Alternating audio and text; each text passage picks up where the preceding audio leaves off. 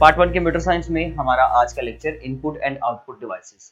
हम बेसिकली मुख्तलिफ किस्म की इनपुट डिवाइसेस और आउटपुट डिवाइसेस के बारे में पढ़ेंगे, उनकी क्लासिफिकेशंस, उनके यूजर्स, इन सब चीज़ों के बारे में जानते हैं अपने आज के इस लेक्चर में। स्टूडेंट्स, फर्स्ट ऑफ ऑल तो एक चीज़ ये बता दूं कि टॉपिक जो है वो है इनपुट एंड आउटपुट डिवाइसेस, लेकिन उसमें से अभी हम जस्ट कुछ इनपुट डिवाइसेस का जो पोर्शन है वो कवर करेंगे। तो इनपुट डिवाइसेस में हमारे पास जो आज के टॉपिक में, जो आज के लेक्चर में डिवाइसेस होंगी, वो दो तरह की डिवाइसेस होंगी, एक कीबोर्ड और एक प्रिंटिंग डिवाइस। अब हमें ये तो पता है कि जी सॉरी पॉइंटिंग डिवाइस। कीबोर्ड क्या है जी? कीबोर्ड एक इनपुट डिवाइस है जिसके जरिए से हम डाटा कंप्यूटर के अंदर एंटर करते हैं। अब इसका मैं थोड़ा सा आपको अगर बैकग्राउंड बताऊं तो कीबोर्ड बेसिकली क्या है, इसका डिजाइन जो है वो ट्रेडिशनल हमारा जो टाइपराइटर है उसके डिजाइन से कॉपी किया गया था। यानी कि जो हमारा क्वेरिटी स्ट्रक्चर है ना, QWERTY वाला, तो ये बेसिकली अरेंजमेंट वहां से कॉपी की गई थी। इसके अलावा आप ये कह सकते हैं कि ये बेसिकली एक रेक्टेंगुलर शेप में हमारे पास एक बोर्ड बनाता है जिसके ऊपर डिफरेंट कीज होती है, जिनके बारे में हम इन डिटेल बात करेंगे। और ये with the help of a wire computer के किसी एक पोर्ट में जाकर कनेक्ट होता है, जो कि एक सिंपल सी कॉमन पोर्ट होती है सिस्टम के सीपीयू के बैक साइड पे, यानी कि प्रे टू कीबोर्ड सीपीयू और in the front of the CPU, किसी भी जगह पर हो सकता है जहां पर हम इसको कनेक्ट कर लें। दोनों तरफ से ये अवेलेबल है, हमें जो है वो तमाम फैसिलिटीज को प्रोवाइड करता है। तो इसके जरिए से हम जब भी कोई की प्रेस करते हैं तो वो तकरीबन एक बिट का डाटा, वो की जो भी हम प्रेस करेंगे वो एक बिट डाटा बनकर हमारा जो है वो कंप्यूटर के अंदर ट्रेवल करता है। यानी कि आप ये कह सकते हैं कि बिट वाइज डाटा हमारा कंप्यूटर के अंदर ट्रांसफर होता है। अब इसके जरिए से हम क्या कर सकते हैं, जो भी चीजें हमने टाइप करनी है, यानी कि कंप्यूटर की स्क्रीन के ऊपर जो भी डाटा हमें कंप्यूटर की स्क्रीन के ऊपर चाहिए, वो डेफिनेटली हमें क्या करना पड़ता है, कीबोर्ड से टाइप करना पड़ता है, सिंपली। ठीक है जी। अब उसके मुख्तलिफ पोर्शन हैं जो कि मैंने आपको समझाने की कोशिश की है। जैसे ये सबसे पहले जो ये वाला पोर्शन होता है हमारे पास, ये मेन कीबोर्ड कहलाता है। ये आपका मेन कीबोर्ड है जिसके अंदर हमारे तमाम अल्फाबेट्स और इवन के इसमें नंबरिंग की, न्यूमेरिक कीज जो है वो भी टॉप पर आ रहे होते हैं। ये बेसिकली यहाँ पर हमारे पास तमाम फंक्शन कीज होते हैं। Function keys total 12 function keys हैं, F1 से लेकर F12 तक, जिनके हर विंडो में आप कह सकते हैं ऑपरेटिंग सिस्टम के अकॉर्डिंगली इनका टास्क जो है वो बदलता जाता है। लेकिन ये छोटे मोटे जो हमारे जनरल से टास्क है, जैसे कि हमने हेल्प टूल ऑन करना हो, हमने कोई डायरेक्ट कमांड देनी हो, तो उसके लिए हम लोग ये फंक्शन कीज को इस्तेमाल करते हैं। जबकि इसके साथ यहाँ पर हमारे पास 4 डायरेक्शन एरो कीज होते हैं। ऊपर वाली साइड पे, यानी कि हमारे पास जो सबसे पहले फ्रंट पे आ रहा होता है वो एक सिंगल की होता है, यानी कि अप एरो, और उसके अलावा उसके बिल्कुल नीचे डाउन एरो, फिर लेफ्ट पे लेफ्ट साइड अगर पे मूव करने के लिए एरो चाहिए हो तो, और अगर जो है यहाँ पर हमारे पास क्योंकि 3 एरोस हैं तो जी ये डाउन एरो, ये लेफ्ट और ये राइट एरो। ठीक हो गया। उसके बाद हमारे पास ऊपर कुछ यहाँ पर हमारे पास नंबर ऑफ कीज पड़े होते हैं, तकरीबन 6 कीज आप यहाँ पे कह सकते हैं टोटल पड़े होते हैं। कभी कभार ये मैं अगर आपको कीबोर्ड के बारे में बताऊं तो इसका डिजाइन जो है वो फिक्स नहीं होता। एक कीबोर्ड के ऊपर जो है वो टोटल 101 से लेकर 104, यानी कि 101 से लेकर 104 कीज होते हैं। एक जनरल जो कीबोर्ड होता है हमारा, कम भी हो सकते हैं।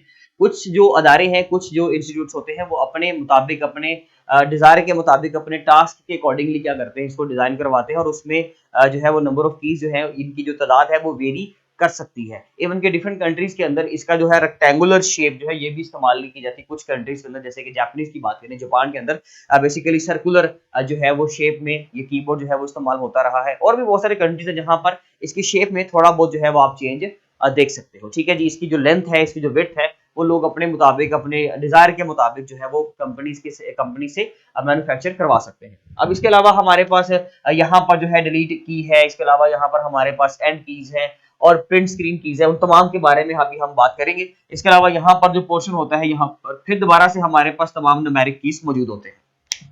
कीज के बारे में जो है हम जल्दी से गो थ्रू करेंगे।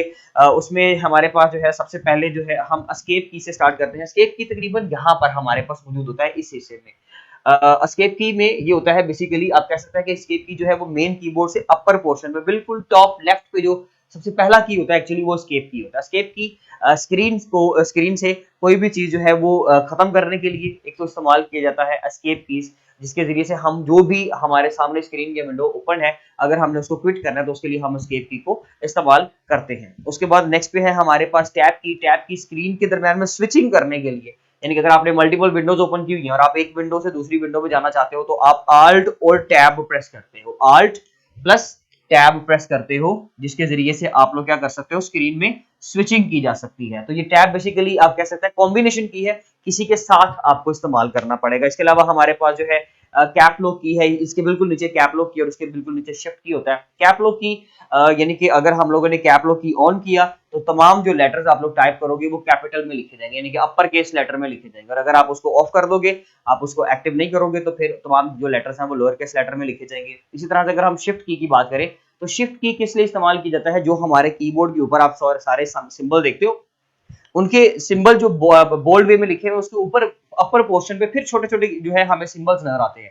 अगर वो अपर लेटर्स आपको चाहिए, अपर सिंबल्स अगर आपको चाहिए, तो फिर आपको शिफ्ट दबा के उसी की को प्रेस करना है। लाइक अगर हम एग्जांपल के तौर पे बात करें, हमारे पास एक की है, उसमें जो है वो यहाँ पर स्लैश है और यहाँ पे क्वेश्चन मार्क है, सपोज कर लें।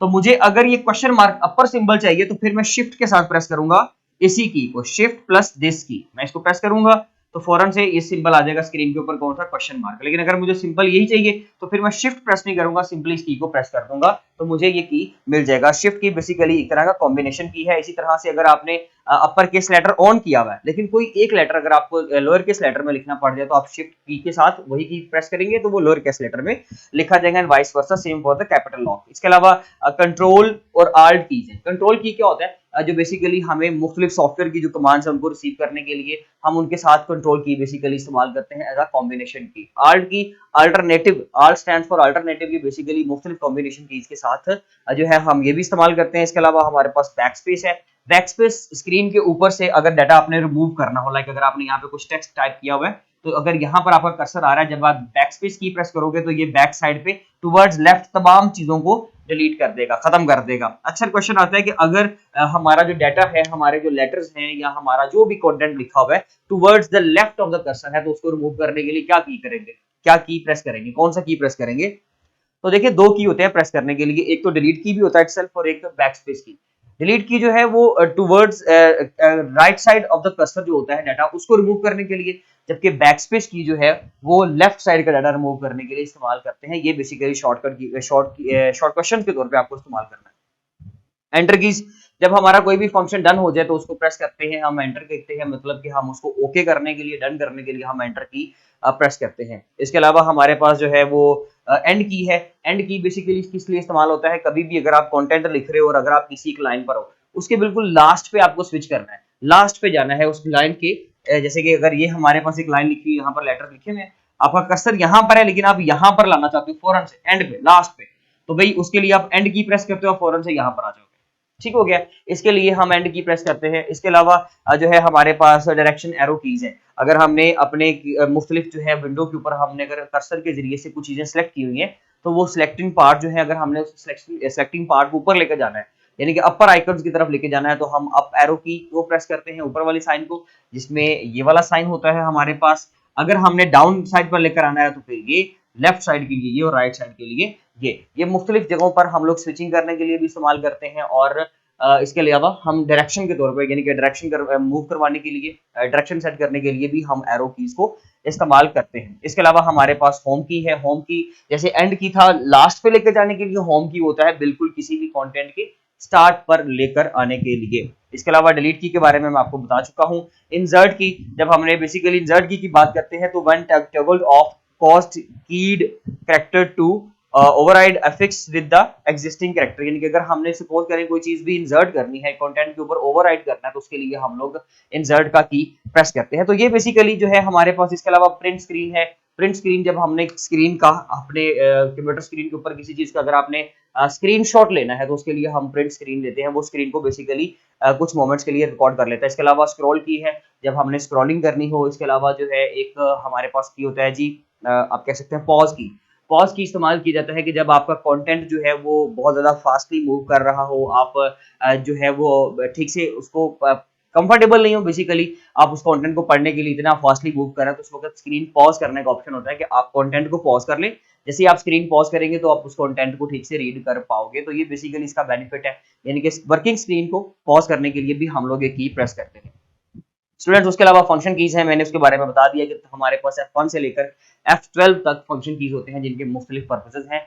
वो विंडो टू विंडो जो है वो वेरी करती है चीज। नेक्स्ट हमारे पास है जी पॉइंटिंग डिवाइसेस। पॉइंटिंग डिवाइस में जैसे कि हम कह सकते हैं कि हमने जब किसी चीज को पॉइंट आउट करना होता है, जिसकी एक सिंपल सी एग्जांपल सबको जो पता है, कर्सर हमारा जो हमारी कंप्यूटर की स्क्रीन के ऊपर हमें शो हो रहा होता है। तो बेसिकली ऑब्जेक्ट्स को, आइकन्स को, फोल्डर्स को, फाइल्स को पॉइंट आउट करने के लिए, हाईलाइट करने के लिए पॉइंटिंग डिवाइस को इस्तेमाल किया जाता है। और मुख्तलिफ ऑब्जेक्ट्स के ऊपर, मुख्तलिफ तरह की स्क्रीन या कंटेंट के ऊपर हमने अगर चीज़ों को इस तरह से सिलेक्ट करना हो, पॉइंट आउट करना हो, तो उसके लिए तमाम तरह की पॉइंटिंग डिवाइस इस्तेमाल की जाती है। पॉइंटिंग डिवाइसेस गेमिंग जोन में बहुत ज़्यादा इस्तेमाल की जाती हैं। इसके अलावा हमारे कीबोर्ड में इसका जो है, आपका सॉरी कह सकते हैं कंप्यूटर सिस्टम में इसका एक बहुत ही कॉमन यूज़ है। ठीक है जी, हम स्टार्ट करेंगे बेसिकली माउस से। माउस हम सबको पता है कि जी माउस क्या है। माउस बेसिकली जो है किस तरह का जो है वो इनपुट डिवाइस है कि जिसके ज़रिए से हम लोग क्लिकिंग करते हैं। एक तो हम पॉइंट आउट करते हैं, ठीक है, कर्सर मूव ऑन करवाते हैं, और इसके अलावा हम जो है उसके ऊपर कुछ क्लिक के फंक्शन है। जैसे कि अगर हम माउस इवेंट्स की बात करें तो उसमें हमारे पास एक लेफ्ट क्लिक होता है और एक स्टूडेंट्स होता है हमारे पास राइट क्लिक। तो जो हम लेफ्ट क्लिक करते हैं जब हम ऑब्जेक्ट को सिलेक्ट करना हो या जब हमने उसको ओपन करना हो, तो डबल लेफ्ट क्लिक से हम उसको ओपन कर सकते हैं। राइट क्लिक से बेसिकली हम लोग किसी चीज की प्रॉपर्टीज को देखने के लिए ऑन करते हैं, तो इसलिए राइट क्लिक तब किया जाता है। इसके अलावा जो हमारा माउस है बेसिकली लेजर टेक्नोलॉजी के जरिए से काम करता है। इसके लिए हम लोग माउस पैड यूज करते हैं। इस तरह का एक छोटा सा स्क्वायर बॉक्स शेप में हमारे पास पैड बना होता है मुख्तलिफ मटेरियल्स के जरिए से, जिसको डिजाइन किया जाता है, जिसके ऊपर हम अपने माउस को प्लेस करके तो हम उसको आगे पीछे जो है वो इस तरह से मूव करवा सकते हैं, जिसकी वायर जो है बेसिकली वो कनेक्टेड होती है, आप कह सकते हैं किसके साथ, हमारे सिस्टम के साथ। जैसे कीबोर्ड की पोर्ट हम अटैच करते हैं कीबोर्ड के साथ, इसी तरह से माउस का भी जो है हम पिन जो है उसकी जो केबल है वो अटैच करते हैं किसी भी पोर्ट के अंदर, तब जाकर ये माउस जो है हमारा एक्टिव होता है। इसके अलावा हमारे पास इसमें ट्रैक बॉल है। ट्रैक बॉल बेसिकली क्या यूज की जाती है, एक simple basically circular round shape का बॉल होता है, जो कि हमारे जैसे हमारा माउस है, माउस के साथ ही बेसिकली थोड़ा सा उसका एरिया एनहेंस करके उसमें ट्रैक बॉल को एंटर किया जाता है। गेमिंग जोन में बहुत ज्यादा इस्तेमाल की जाती है, और अदरवाइज हम उसको थंब के साथ इस्तेमाल करते हुए मुख्तलिफ ऑब्जेक्ट्स को पॉइंट आउट कर सकते हैं। और इसके अलावा हमारे पास पॉइंटिंग स्टिक है। पॉइंटिंग स्टिक बेसिकली मुख्तलिफ ऑब्जेक्ट्स को पॉइंट आउट करने के लिए, जैसे कि हमारे पास जॉयस्टिक भी है, ये बेसिकली गेमिंग पर्पस में बहुत ज्यादा इस्तेमाल होती है। और इसके अलावा ये है कि इसको बेसिकली जो है वो खास जो है वो एरिया इसके लिए नहीं चाहिए होता, जैसे कि हमें माउस को इस्तेमाल करते वक्त माउस पैड चाहिए होता है। तो डेफिनेटली एक एरिया होगा जहां पर आप माउस को इस्तेमाल कर पाओगे, जिसके ऊपर आप उसको मूव करोगे। लेकिन अगर हम बात करें अपने जॉयस्टिक वगैरह की, इन चीजों की, तो इसमें हमें एक स्पेसिफिक एरिया नहीं चाहिए होता। जस्ट एक फिक्स एरिया में इसको फिक्स कर दिया जाता है, और बाद में हम अपने थंब इंप्रेशन या 4 फिंगर्स के जरिए से इसको आगे पीछे मूव कर सकते हैं। उसके अलावा हमारे पास स्टूडेंट्स जो है पॉइंटिंग स्टिक में, आप कह सकते हैं, जैसे पॉइंटिंग स्टिक की बात हो रही थी, तो हमारे जैसे लैपटॉप्स है, लैपटॉप का जो कीबोर्ड बना होता है उसके बिल्कुल सेंटर में कहीं पे एक बिल्कुल छोटा सा जो है वो पॉइंटिंग स्टिक होता है, जिसको हम 4 फिंगर के साथ बेसिकली मूव करवाकर हम उसको जो है वो डिफरेंट जो हमारा कर्सर होता है उसको डिफरेंट ऑब्जेक्ट्स के ऊपर जो है वो मूव करवा सकते हैं। इसके अलावा हमारे पास टच स्क्रीन है, और लाइट पेन है, डिजिटल ग्राफिक टैबलेट्स हैं, पेन बेस्ड सिस्टम है।